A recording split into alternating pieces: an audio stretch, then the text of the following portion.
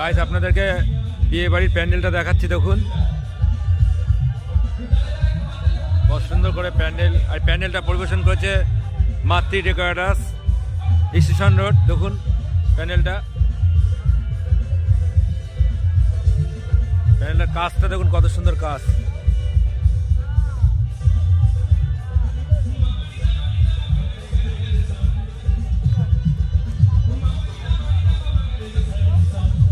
মনে হচ্ছে পুজো বাড়ি যা প্যান্ডেল করেছে।